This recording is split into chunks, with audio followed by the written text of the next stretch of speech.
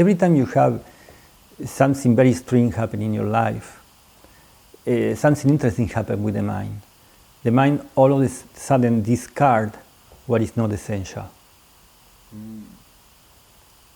So we become more centered.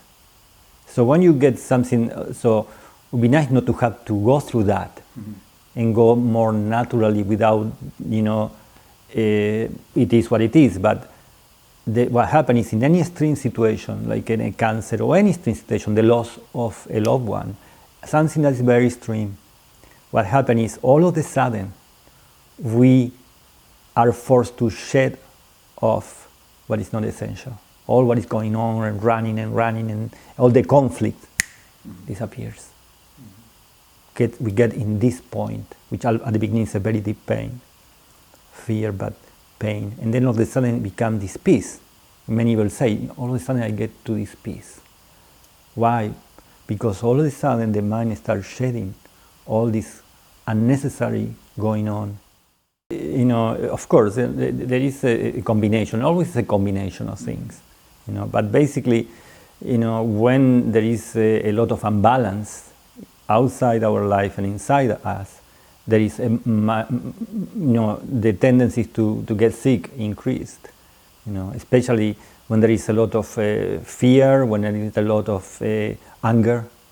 Anger and fear are, in Reiki, as you know, Sui Sensei, who developed the Reiki, he said the two main things that if we are able to every day somehow not to bring it into our life, which are fear and anger, that will really prevent us from a lot of suffering and illnesses. So, because we know we can go through all the biological triggers that happen when a person gets into a stress of anger and a stress of fear. So all these poison chemicals that get into the body, which are fine when you get it once, it's no problem. But if you get it every day, little by little, they get accumulated in the body. And sooner or later, when you get the critic mass, boom, an illness happen, or cancer happen, or an organ fail. Or simply, as I said before, there is a trigger outside which will not be so bad in us if we were healthy, but because we are weak, it gets us.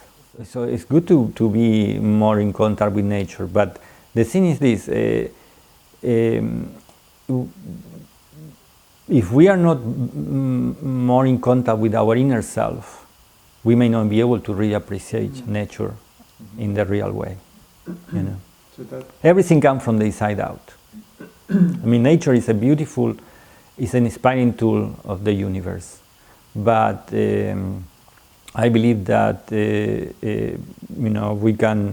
I think we can even appreciate more nature when we are able to have time to contact inside us, when we are able to close our eyes and be connected with our inner self.